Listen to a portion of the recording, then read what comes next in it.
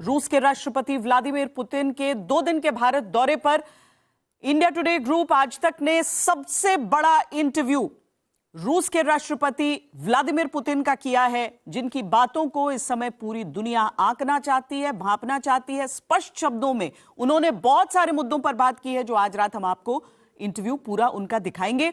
चर्चा हम लगातार कर रहे हैं रूसी राष्ट्रपति के दौरे को लेकर, और उसका कारण यह है कि वैसे तो साल 2000 से लगातार ये बातचीत चलती है, जहां पर एक साल भारत के प्रधानमंत्री, अगले साल रूस के राष्ट्रपति का भारत आना, तो ये दोनों देशों के बीच चलता रहता। लेकिन जब से यूक्रेन युद्ध की शुरुआत हुई, तब से रूस के राष्ट्रपति भारत नहीं आए। पिछले साल प्रधानमंत्री नरेंद्र मोदी जरूर रूस गए थे, लेकिन इस बार व्लादिमीर पुतिन का भारत आना एक बहुत बड़ी बात। लेकिन एम्बेसडर डोगरा, इसमें एक और बात छुपी हो जाती है कि व्लादिमीर पुतिन भी जानते हैं कि वहां से ट्रंप दबाव दे रहे हैं, तेल मत खरीदो, व्यापार कम रखो, हमारा F-35 खरीदो। ये सारी चीजें वहां से भी चल रही हैं। व्लादिमीर पुतिन को भी पता है कि इस समय अपनी दोस्ती को थोड़ा सा और सीमेंट से पक्का करना है।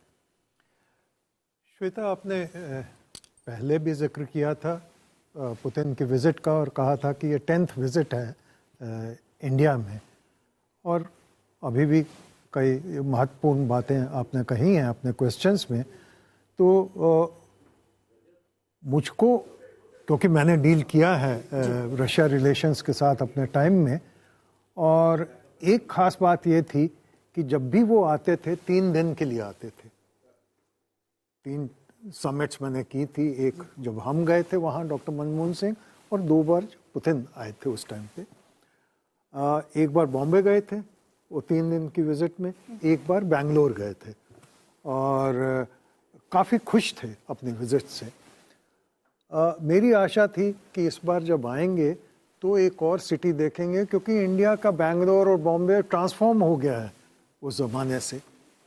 दूसरी बात ये है कि पर फिर भी ये 30 घंटे से ज़्यादा अब रह रहे हैं, क्योंकि कुछ साल पहले जब आए थे तो सिर्फ 4 घंटे का यहाँ पे स्टे था। तो ये सारे डिप्लोमेटिक टर्म्स में एक संदेश देते हैं कि कैसे रिलेशनशिप डेवलप हो रहे हैं। बीच में थोड़ा सा तनाव आया था कुछ साल, पर अब काफ़ी चीज़ें बदल चुकी हैं। बदल इसलिए हैं क्योंकि भारत खड़ा रहा एनर्जी इशू पे, और ये दबाव में झुका नहीं, अमेरिका के दबाव में। पर फिर भी 10 विजिट 25 साल में कम है, क्योंकि चीन को पुतिन ने 23 बार विजिट किया है 25 सालों में। तो मैं उम्मीद करता हूं कि अब जो 10 और 23 का जो डिफरेंस है वो पुतिन साहब जल्दी कम करेंगे। जहां तक रिश्तों का सवाल है, डिफेंस नेचुरली प्रोमिनेंस में आते हैं, और आपने जिक्र भी किया है और मेरे कोलीग्स ने भी जिक्र किया है, पर डिफेंस के अलावा पूरी रेंज है। मेरे को याद है कि 2004 में जब वो आए थे, और हम बड़े डेस्परेट थे अपना, क्योंकि जब हमको मौका था, दुनिया के सारे देशों को मौका था अपने अपने स्पेस में रिजर्व करने का बैंड्स जो होते हैं, ताकि सैटेलाइट्स जाके अपना जो भी काम करते हैं कर सकें।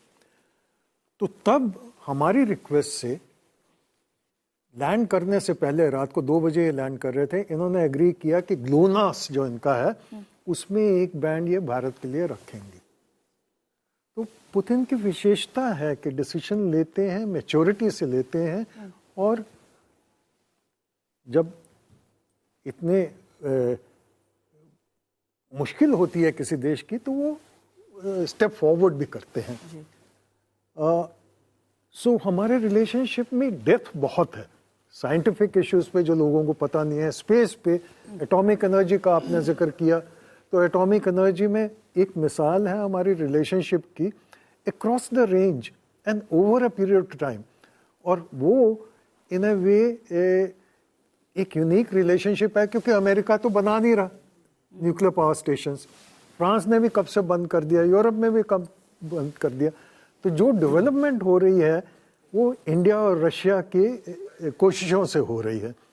तो मेरी उम्मीद ये है कि इसी तरह अब जब बात होगी प्राइम मिनिस्टर मोदी की और प्रेसिडेंट पुतिन की, एक और नया स्टेप फॉरवर्ड नई डायरेक्शन में जाएगा और वो डायरेक्शन ट्रेड में होनी चाहिए। ट्रेड में होनी चाहिए और कितनी संभावनाएं उस दिशा में है वो भी हम आज टटोलेंगे।